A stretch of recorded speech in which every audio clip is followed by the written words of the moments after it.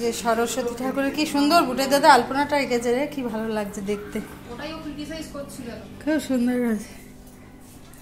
আজ সরস্বতী পুজো, আর এবছর আমাদের বাড়ির সরস্বতী পুজোটা একটু অন্যরকম হবে, কারণ বুটায় ওর ইচ্ছা অনুযায়ী এবার মাটির প্রতিমা না নিয়ে এসে একেবারে পেতলের প্রতিমা নিয়ে এসছে, যাতে ওটা প্রতিষ্ঠা করা যায়। মাকে এনে দেখালাম যে ও এত পরিপাটি করে গোছায় বুটায়,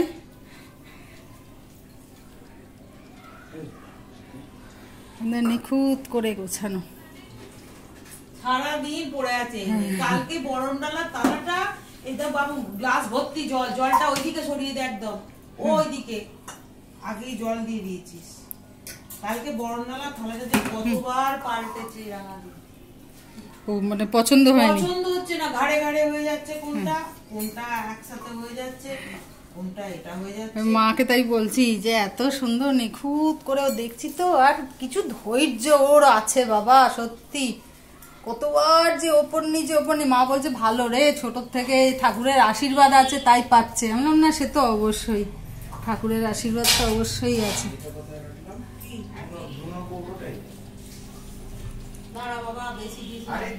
এখানে মা, বাবান, দেবাশিস দা আর মানাই সরস্বতী পুজোর জন্য রেডি হয়েছে। বাবান তোরা কটায় যাবি রে? আমরা যাব হচ্ছে 5:30।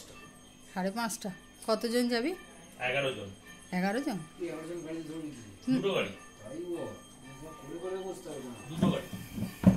না, তারপরে তো তত্ত্বের জিনিসগুলোও থাকবে না, মানে আজকে যেগুলো মানে ফুলসজ্জার যেগুলো আর কি সেইগুলোই নিয়ে যাবে শুধু। হ্যাঁ দুটো গাড়ি না হলে 11 জন তো হবে। হ্যাঁ সেটা।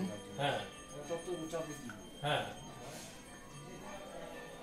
ওদিকে চান হয়ে গেছে দিদা? না করে দিয়েছি। হয়ে গেছে মানে তুই আর আমি পুরো ম্যাচিং ম্যাচিং হয়ে গেছি আজকে, আমি এতক্ষণ খেয়াল করিনি। কি হয়েছে? এই যে মানাই আর আমি আজকে পুরো ম্যাচিং ম্যাচিং হয়ে গেছি। আর সরস্বতী পুজো মানেই তো মানে মায়ের কাপড় পরা, তো অনেক বছর বাদে ছোটবেলাতেও পরতাম, সেই আনন্দ আজকে আবার মানে উপভোগ করছি যে সরস্বতী পুজোর দিন মায়ের শাড়ি পরেছি। মা আজকে আমাকে এই শাড়িটা পরতে বলেছে, ওই জন্য সরস্বতী পুজোর দিন মায়ের শাড়ি পরেছি। সরস্বতী পুজোর দিন মায়ের শাড়ি পরা এটা একটা মানে কি বলবো আলাদা অনুভূতি, প্রত্যেকটা মেয়েই মনে হয় বোঝে। যাই হোক, সেই আনন্দটা তো খুবই পাচ্ছি, যতই বয়স হোক আর যাই হোক, বয়স বাড়ুক, মায়েদের কাছে আমরা ছোটই, তাই তো? তাই না মা? ঠিক আছে, চলো সঙ্গে থাকো। পুজোর দিন তাই চেষ্টা করছি হাসি খুশি থেকে সকলকে ভালো রাখতে, কিন্তু ভেতর থেকে আমার মনটা ভীষণ খারাপ লাগছে, কারণ আজকে খুব বেশি করে বাবাকে মনে পড়ছে। এতদিন যেটা হয়তো কোনো সরস্বতী পুজোয় মনে হয়নি, সেই স্কুলের দিনগুলো খুব মনে পড়ছে।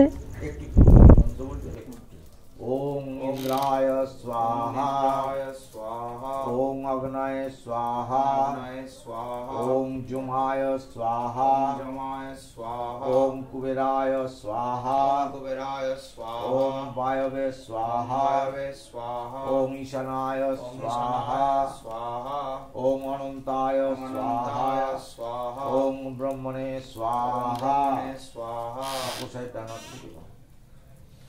ओम विष्णु विष्णुरम तत्सात ओम अर्ध माघ मासे शुक्ले पक्षे पंचम्यां तीतो अमृतात् स्वाहा। ओम झुं श महामृत्युंजय शिवाय स्वाहा।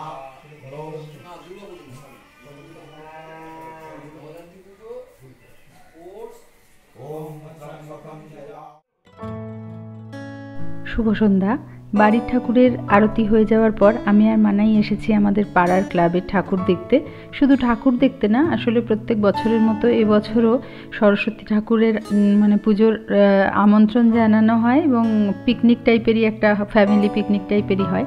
তো আমরা তো সকালে আসতে পারিনি বাড়ির পুজোর জন্য, ওই জন্য আমি আর মানাই রাত্রে এসেছি। এখানেই খাওয়া দাওয়া সেরে তারপরে একটু শেষদির বাড়ি ঠাকুর দেখে তারপরে বাড়ি ফিরবো। শেষদির বাড়ি চলে এসেছি। শেষদির বাড়ি এসে একটু ঠাকুর দেখে নিলাম, কারণ আমরা সকাল থেকে আসতে পারিনি, বাড়ির কাজ ছিল। ঠিক আছে, আজকের মতো ব্লগটা এখানেই শেষ করছি। তোমরা খুব ভালো থেকো, সুস্থ থেকো, সাবধানে থেকো।